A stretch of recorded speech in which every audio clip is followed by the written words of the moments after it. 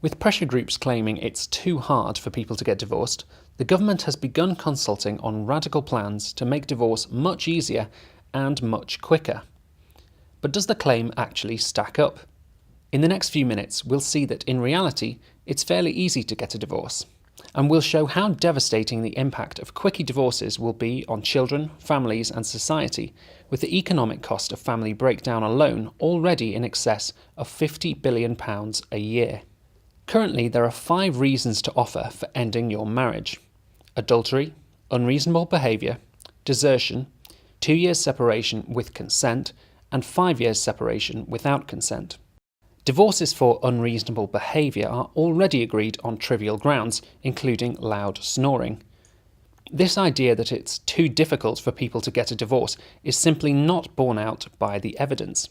Divorce lawyers also say that having to allege fault leads to acrimonious divorces. But critics of the plans say for children, the overwhelming evidence suggests it's not the way their parents get divorced which hurts them, it's the fact they get divorced.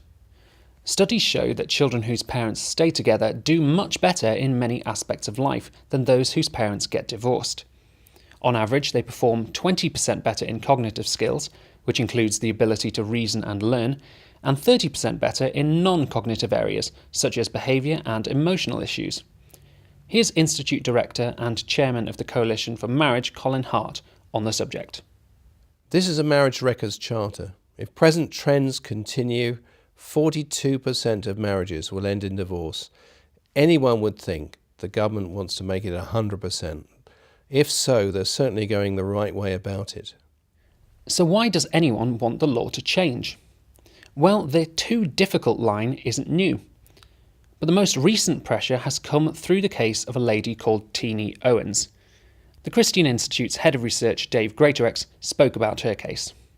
Mrs. Owens was seeking a divorce, alleging unreasonable behaviour.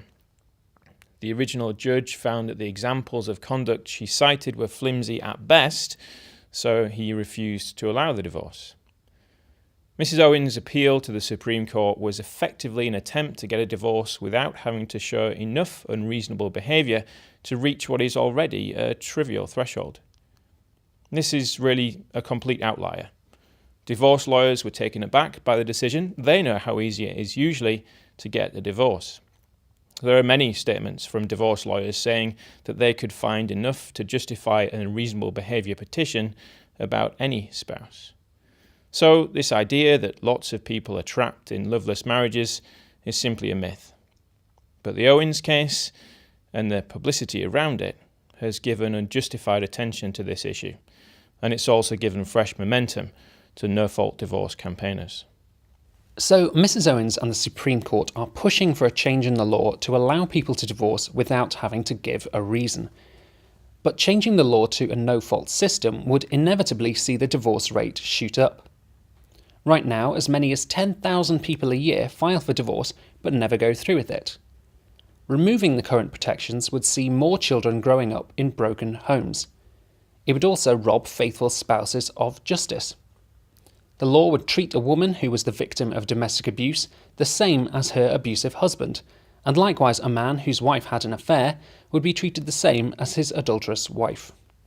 No-fault divorce would be unfair on faithful, loving spouses and on the children caught in the middle. But that's not all. There's biblical principles at stake. Here's Colin Hart again.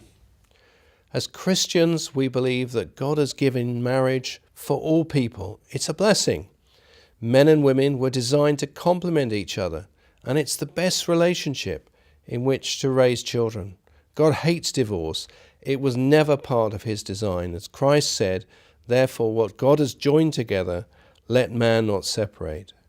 Marriage needs protecting, not weakening. Join us in protecting marriage from no-fault divorce by responding to the government's consultation before the 10th of December. For regular updates, visit our website at christian.org.uk.